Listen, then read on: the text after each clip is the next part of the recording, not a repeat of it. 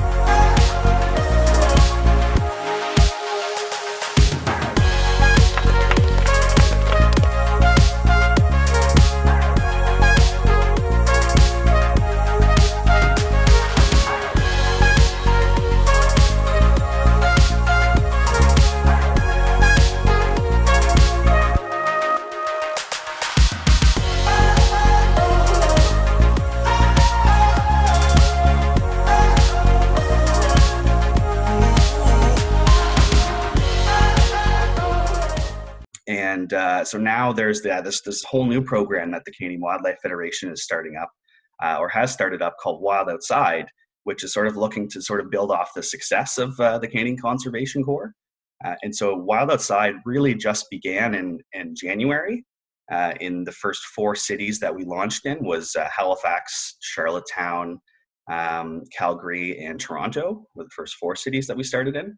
And that was kind of in January. So that was just before the whole COVID thing started to arise. And since then, we're now in 14 cities. So we've added on an extra 10 cities where we have staff working. And so the whole point of the program is it's a national conservation-based experiential youth leadership program, which I know is a lot of words in there. But essentially what it is we're just looking to get young Canadians that are ages 15 to 18 outside around their cities, around their communities, to get to enjoy nature and take them on some pretty cool outdoor adventures. And then the other part of the program is doing community service projects in their community. And the best part of the program is that it's all youth-led. So it's whatever interests or passions that the youth participants themselves have that would kind of dictate what sort of outdoor adventures they get to go on or what sort of service projects they'd get to do in their own community. So Luke, do people have to pay for this? No, it's a totally free program. So it's open to anybody that wants to join, as long as you're in that 15 to 18-year-old age range. And there's no cost to join. It's barrier free. And if you are looking to get into the program and you're thinking, I can't afford to rent snowshoes or do all this sort of stuff, then that's the stuff that we cover so that everybody can do this. The whole point of this program is really to remove barriers to the outdoors and making sure that everybody can access it. So yeah, that's really the hope with this, is that everybody can access it and really appreciate the outdoors. It's like a perfect package. Yeah. Yeah, and so we're kind of hoping that this the whole objective of the program is to inspire youth to help develop that passion for conservation work and hopefully develop that conservation ethic, and just a general awareness and appreciation of their environment and the wildlife that lives there. That's kind of the hope of the whole program. That's really cool. So basically, it's not a younger version of the Canadian Court, but a sort of an offshoot of it. It's kind of like the Canadian Conservation Corps is kind of like the big sister program to Wild Outside. So the Canadian Conservation Corps, as you discussed in your last video, that is for youth ages 18 to 30. And so that left out the 15 to 18-year-olds, which were sort of Canada Service Corps is the sort of the broader initiative that the Canadian Conservation Corps and Wild Outside both fall under. And so the Canada Service Corps was an initiative by the government to sort of try to create a bit of a culture of service amongst young Canadians. And so their age ranges was 15 to 30. And so it was all about trying to help them gain some skills and experiences that they would need to help them succeed in the future. And so the Canadian Conservation Corps did a great job of that, but there was still that 15 to 18-year-old gap that was still kind of left out there.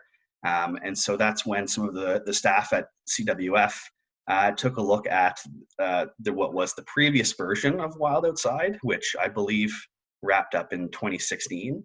And then they did a total revamping of the program, and we just launched it in 2020. So yeah, it's brand new. Okay, wow, what great timing, Luke. Just wow. Get these kids outdoors and in groups. Yeah, what were you thinking?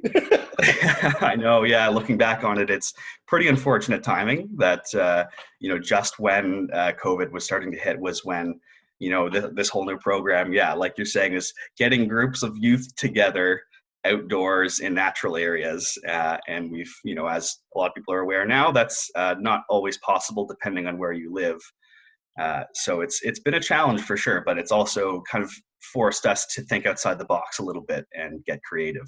So how have you thought outside the box? So how creative have you got? So it's essentially meant that we can't do any in-person meetings. And so we've had to totally switch our programming to online content. And so we're doing sort of a combination of like virtual meetups and with our groups, as well as doing online webinars or workshops. And so we're just trying to connect with our participants virtually as much as we can, and still trying to get them to connect with nature in their area, even if it's just learning about their local estuary or something like that. Even though it's virtually, we're hoping that we can still sort of offer some content that will be of interest to the youth, and hopefully they'll get something from it. But that we also have some workshops that are a little more focused on developing skills as well. And then the other thing that we've been doing is at-home challenges that we've been providing to the youth, and then they can complete them. And so a good example of that is we've done a waste to art challenge, where essentially we would challenge the participants to find some sort of piece of trash in their house and turn that into some sort of art project.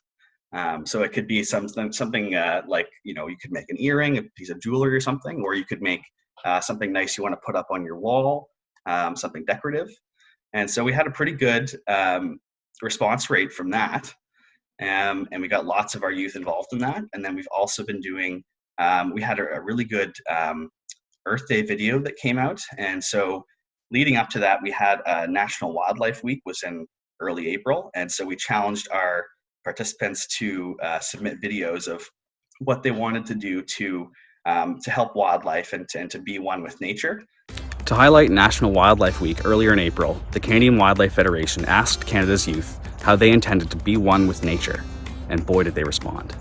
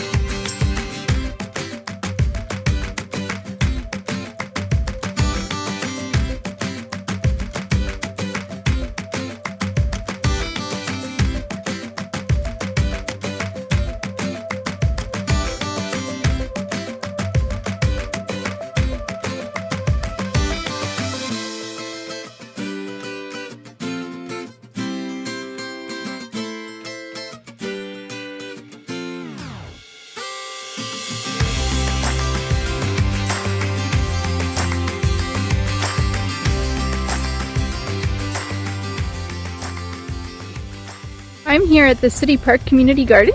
You can see behind me, things are still in winter mode a little bit, but when things heat up, we'll have a flourishing community garden here.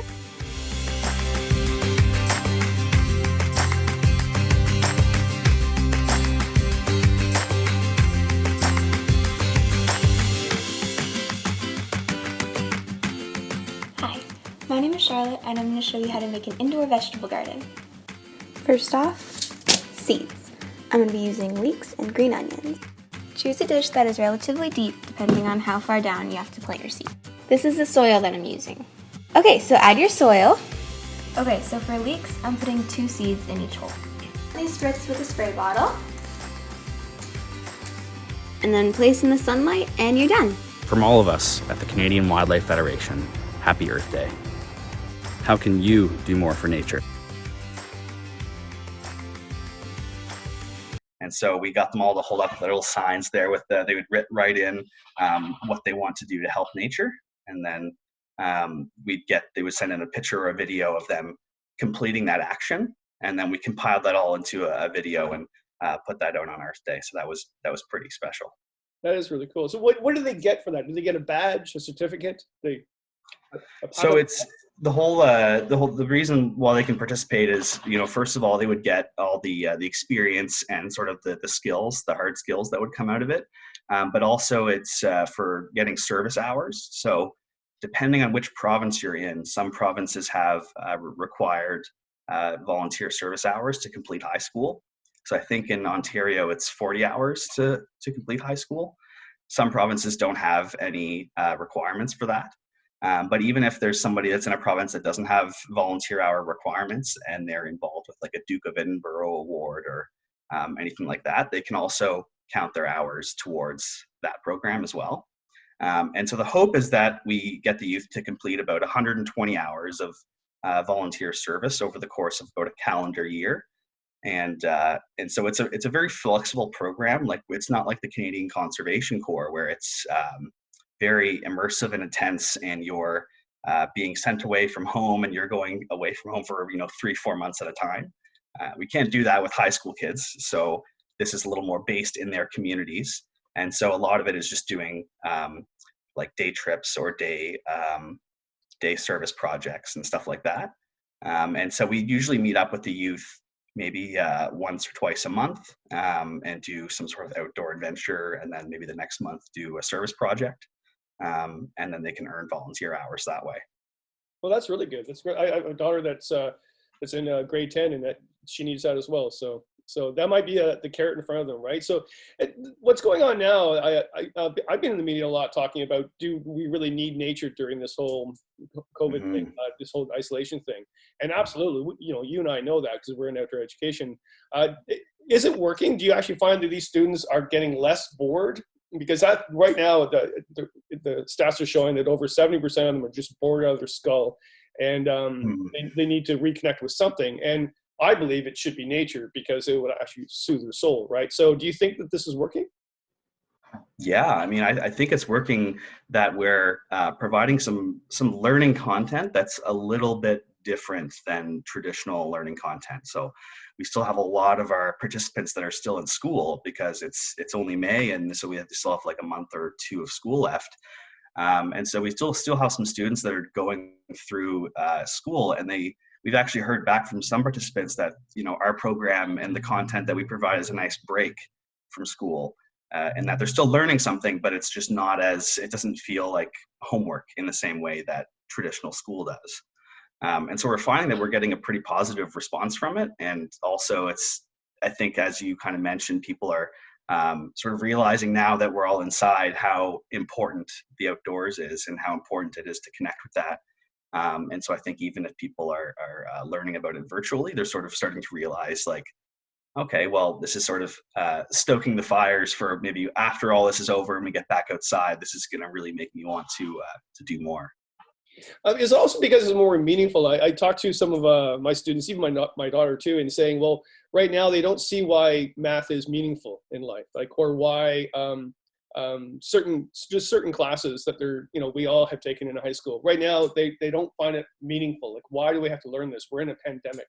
for heaven's sake. So they're finding that the real life skills, even baking or doing something that's like meaningful, right? Life skills are more important. Do you think this program is doing that for them? Yeah, I mean, it's definitely teaching them a lot. I mean, we aim for the program to teach the youth a lot about, especially leadership and becoming leaders themselves and stepping into that role and, finding their confidence.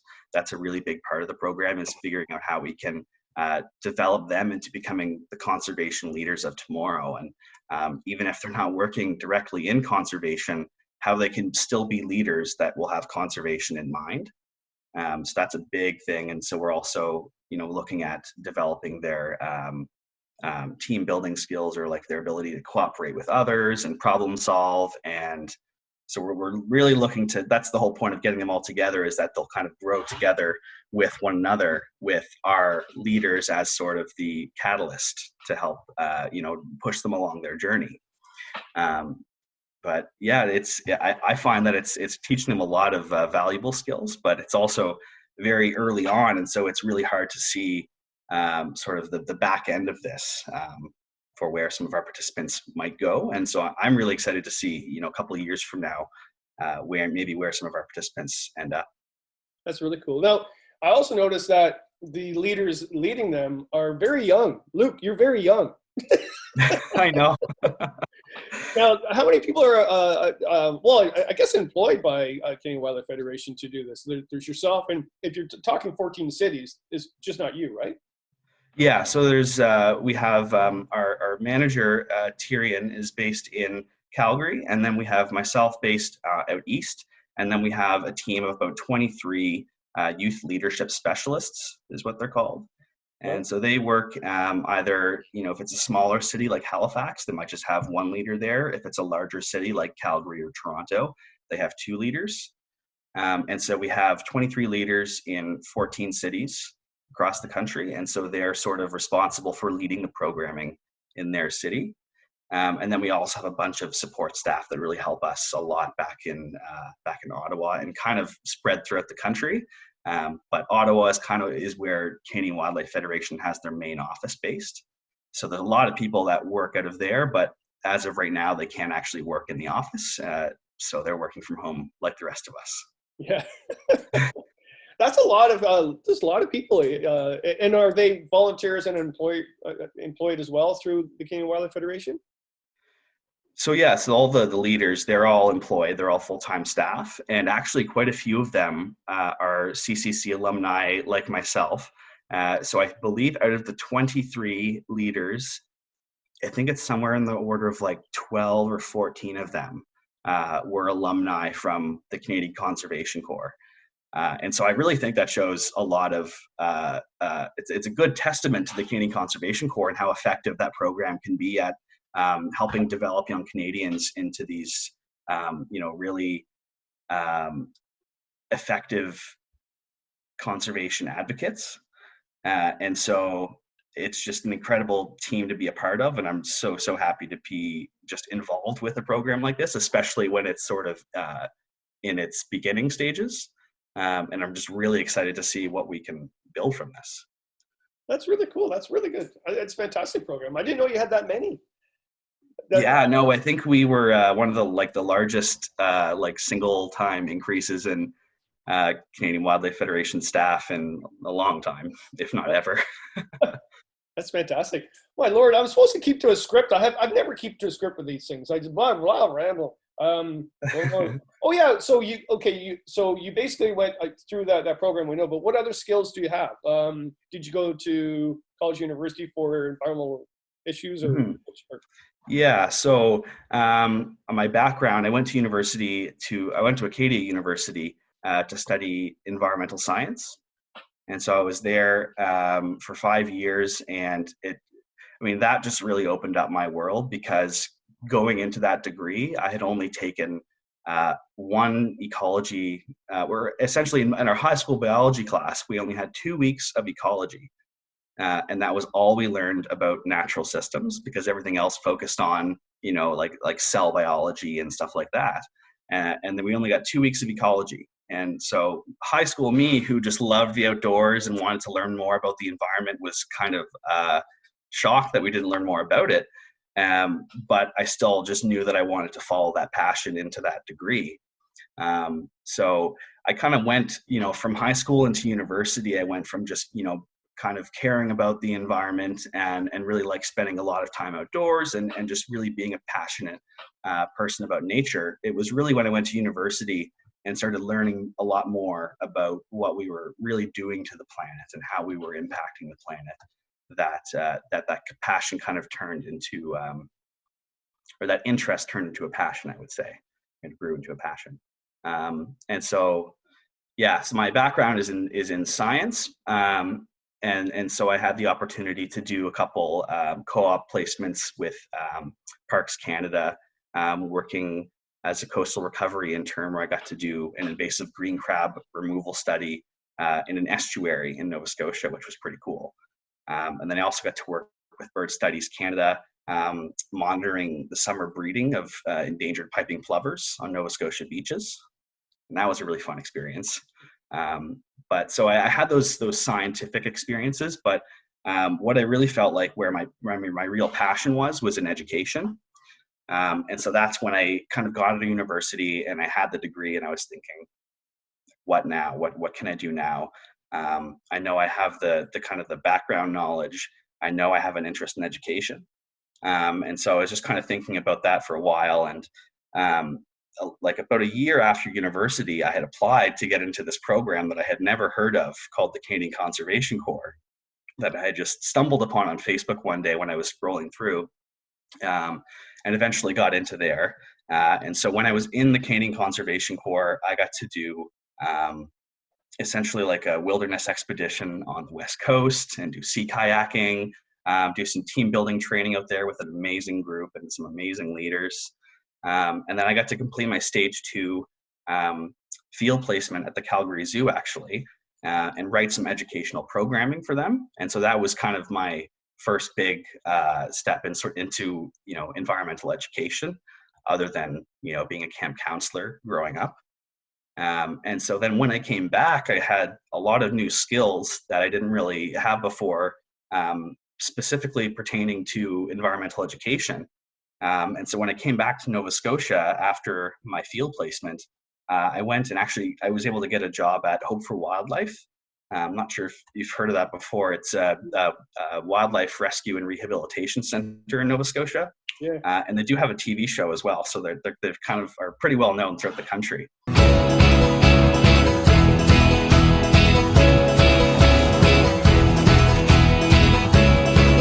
This is Hope for Wildlife. But I had volunteered there growing up. But when I came back from the Canadian Conservation Corps, I was actually hired on as their education coordinator. And so I got to help facilitate and run all of their educational programming for about a year. And then that kind of led me directly into this job, right? So I kind of transitioned right from that job into this job, and it's been an incredible time so far. But yeah, so my background was originally in science, but then it was through those experiences with like learning science that I thought, okay, well, I know that there's a lot of really smart scientists out there that are doing really good research and writing some really good papers. But what I felt like was lacking was how that science was being communicated to the public and how it was being relayed to the public in an understandable way. And so that's why I wanted to get into environmental education, is sort of being that buffer between the scientific community and the general public. Because I think that if there's all this great science coming out, but if the public can understand it a little bit better, I feel like we have a much better shot at combating climate change and dealing with a lot of these large environmental issues. That's fantastic. Well, think about your background and also what you're doing now and what you're seeing right now during this whole pandemic thing. I think all of us are thinking, well, nature is benefiting from it. We all see that because of certain things we're not doing.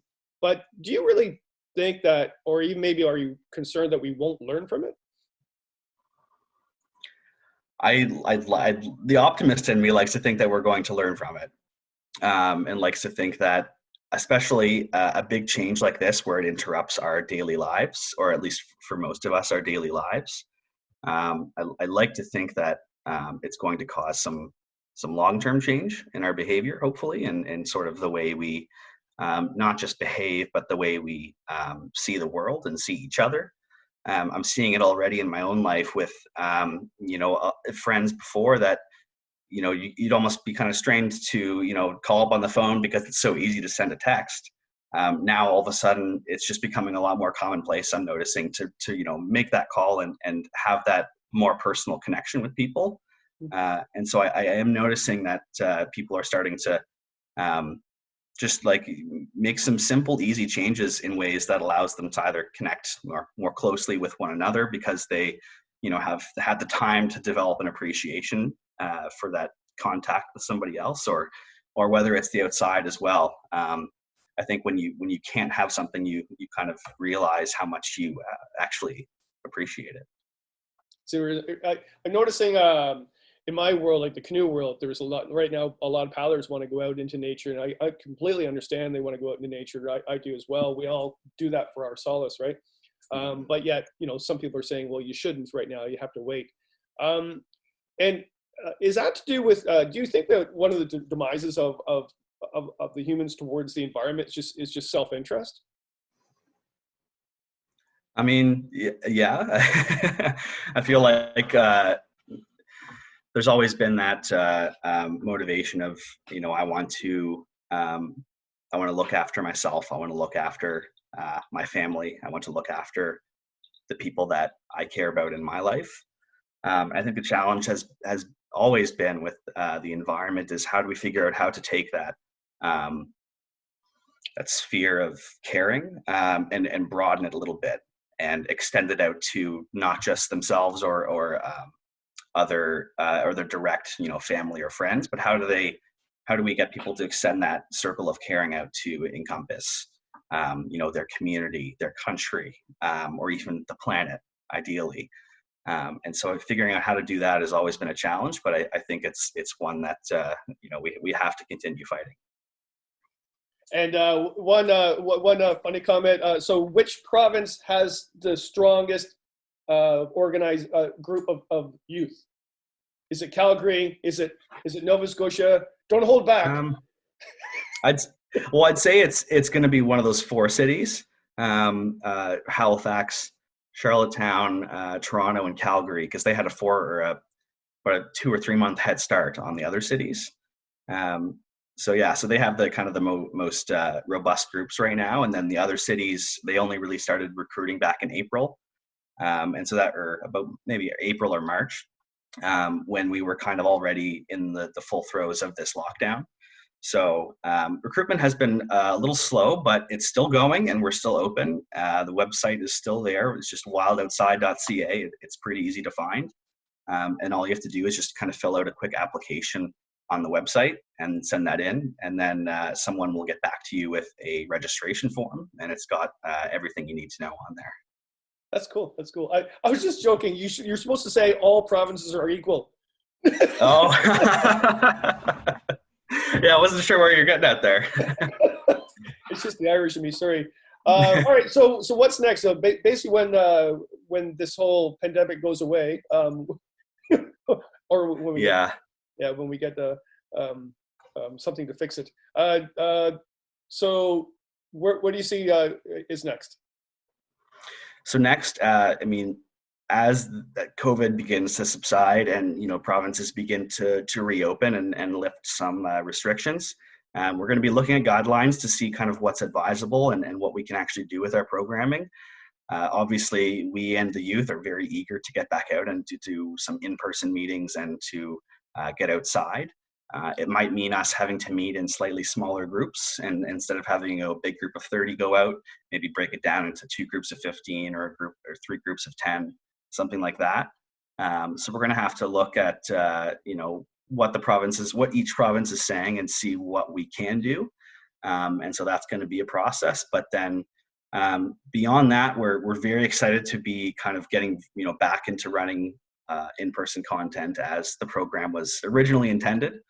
And then beyond that, getting into 2021 and beyond, we're kind of hoping that, pending renewal of the program, we'll be able to expand to even more Canadian cities, and hopefully be able to reach out more to Canadians not even living in cities, living more in rural Canada. And we're also hoping to get up into Northern Canada as well. That's fantastic. This is a great program. This is great. You're changing the world one step at a time. Well, that was one of the Canadian Conservation Corps' tagline was change the world, change your life, something like that. Yeah. That's fantastic. That's fantastic. Well, thanks a lot for the interview, and good luck with everything. And cheers with some chai tea and some mint tea. Yeah, cheers. Thanks for having me.